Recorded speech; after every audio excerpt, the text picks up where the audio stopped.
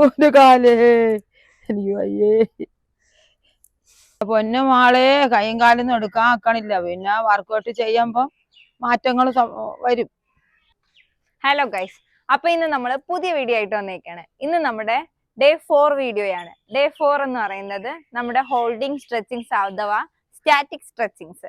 നമ്മൾ വർക്കൗട്ടിന് ശേഷം ചെയ്യുന്ന സ്ട്രെച്ചിങ്സിനെ പറ്റിയാണ് ഇന്ന് നമ്മുടെ വീഡിയോ ചെയ്യുന്നത്. അപ്പൊ ഇന്ന് നമുക്ക് വീഡിയോയിലോട്ട് പോയാലോ? അപ്പൊ ഉമ്മാക്ക് വാമപ്പ് ചെയ്തിട്ട് എങ്ങനെ ഉണ്ടായിരുന്നു? പൊന്നു മോളെ കൈയും കാലൊന്നും എടുക്കാൻ ആക്കണില്ല. പിന്നെ വർക്കൗട്ട് ചെയ്യുമ്പോ മാറ്റങ്ങൾ വരും. വർക്കൗട്ട് ചെയ്യുമ്പോൾ എല്ലാവർക്കും ആദ്യം ഒരാഴ്ച 1.5 ആഴ്ചയൊക്കെ നമുക്ക് ഇങ്ങനെ ഒരു ഫീലിംഗ് ഉണ്ടാവുന്നതാണ്.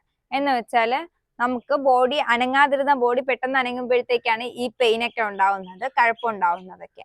അപ്പൊ നമ്മള് ത്രൂ ഔട്ട് ചെയ്യുമ്പോഴത്തേക്കും നമ്മുടെ പെയിനും ഒരു മസിൽ ക്രാംസ് ഒക്കെ മാറിക്കിട്ടും. അപ്പൊ നമുക്ക് ഇന്ന് സ്ട്രെച്ചിങ്സിലോട്ട് പോവാം. ഇന്ന് നമ്മൾ വർക്കൗട്ട് കഴിഞ്ഞിട്ട് ചെയ്യാനുള്ള സ്ട്രെച്ചിങ്സിനെ പറ്റിയാണ് വീഡിയോ എടുക്കുന്നത്. അപ്പൊ ആദ്യത്തത് നമ്മളിങ്ങനെ കൈവയ്ക്കുക, ഇങ്ങനെ ഹോൾഡ് ചെയ്ത് പിടിക്കുക. ഇത് നമ്മൾ ഇങ്ങനെ 30 സെക്കൻഡ്സ് ഹോൾഡ് ചെയ്ത് പിടിക്കുക.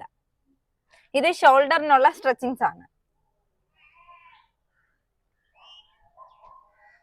അതുപോലെ ഇനി അടുത്ത കൈ.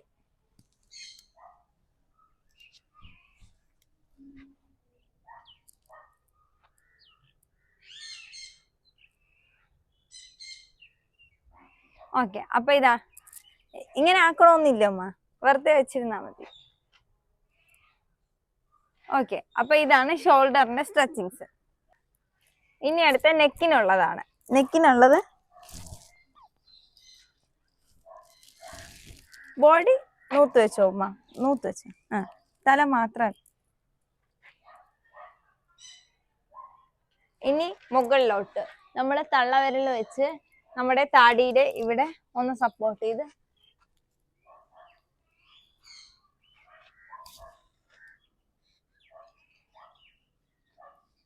ഇത് രണ്ടുമാണ് നെക്കിനുള്ളത്. ഇനി ഈ സൈഡിനുള്ള സ്ട്രെച്ചിങ്സ് ആണ്.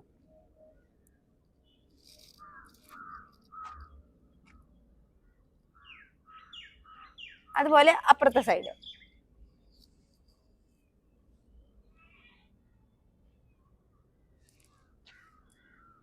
ഓക്കെ,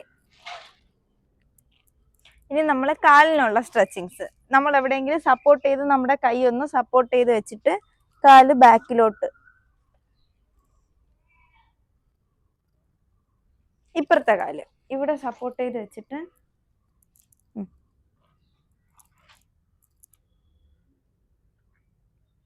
അതുപോലെ തിരിഞ്ഞു നിന്ന് അടുത്ത ലെഗ്.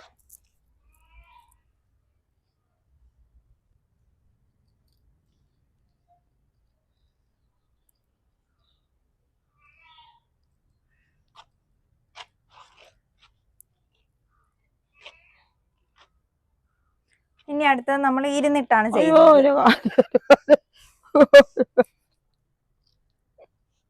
ഒരു കാലേ എനിക്ക് വയ്യേ.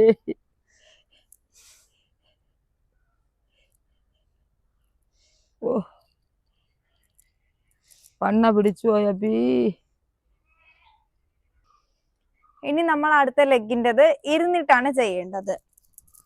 ഇരുന്ന് ഒരു കാല് മടക്കി വെച്ച് ഒരു കാലിന്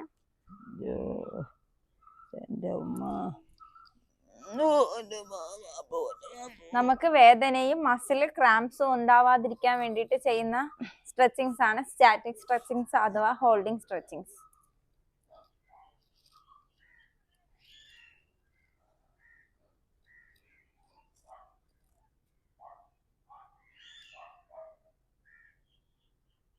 ഇതുപോലെ ഇനി അടുത്ത ലെഗ്.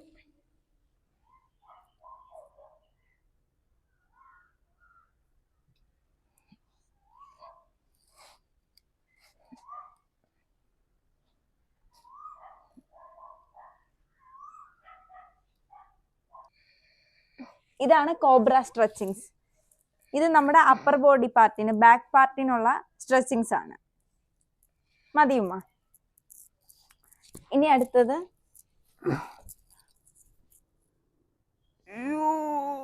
രണ്ട് കാലും മുകളിലോട്ട്, രണ്ട് ഇങ്ങോട്ട് കൈയും പിടി നിർത്തുവാ.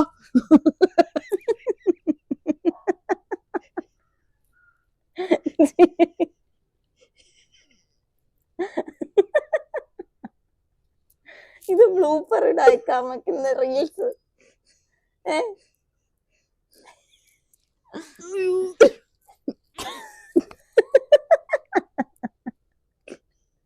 പെട്ടെന്ന് പിടിക്കണ.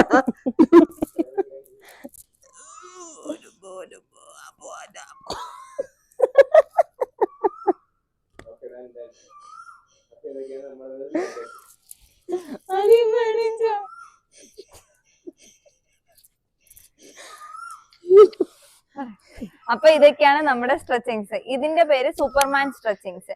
ഇതും അപ്പർ ബോഡി ബാക്ക് പാർട്ടിനുള്ള സ്ട്രെച്ചിങ്സ് ആണ്.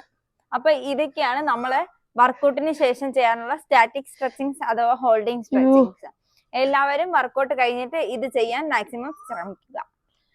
ഏജ്ഡ് ആയിട്ടുള്ളവർക്ക് കുറച്ച് ബുദ്ധിമുട്ടായിരിക്കും, അവർ ചെയ്ത് വരുമ്പോഴത്തേക്കും ഓക്കെ ആവും. Okay, by.